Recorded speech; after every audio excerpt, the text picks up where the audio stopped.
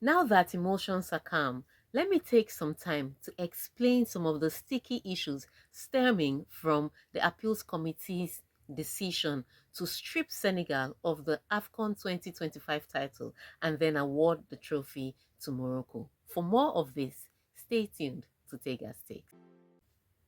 All right, we all know the story. Senegal was stripped of the 2025 African Cup of Nations title, and there's been a lot of arguments. So, the first argument that people bring up is that not the entire team left the field of play, that Sadio Mane was still left on the field of play. So, it can't be considered that the team abandoned the match.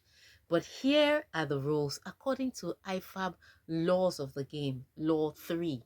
A team cannot have less than 7 players on the field of play for whatever reasons, through injuries, through red cards, or through the team working out. So if there are less than 7 players on the field, then the referee stops the match. And depending on what incidents led up to a team having less than 7 players, the match can either be considered abandoned, and in that case, the results will be given to the other team, or it would be replayed.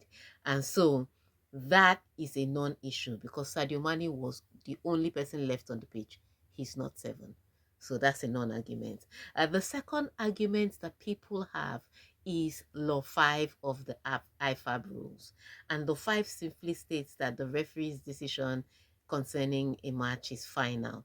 Now, that is true, but according to the competition regulations, which the football associations and FIFA use for their competitions, um, the referee's decision is final, except a team violates the competition regulation. So one example of a team violating competition regulation that is popular with everybody is South Africa taking on Lesotho in the 2026 FIFA World Cup qualifier.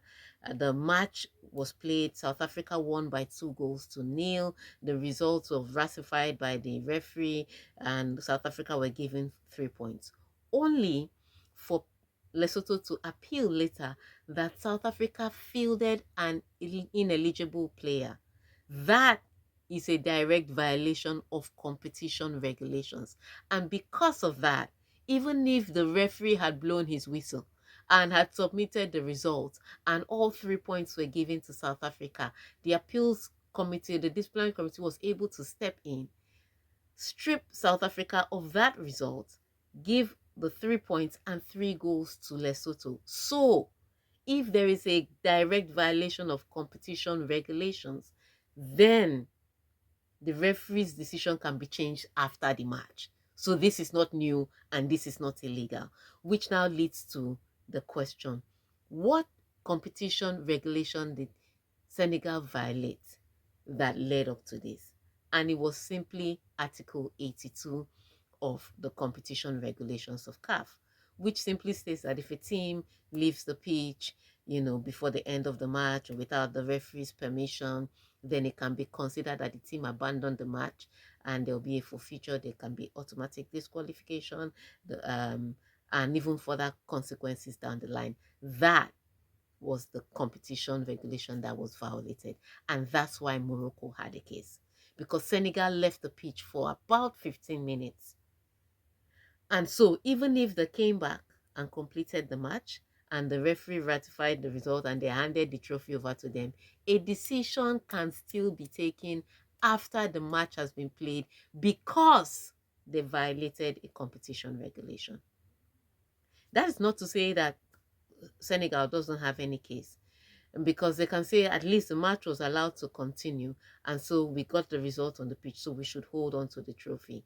Now CAS has to decide, should we leave the results on the pitch and pursue a separate disciplinary action for Senegal, or should we uphold this? That's what CAS has to decide.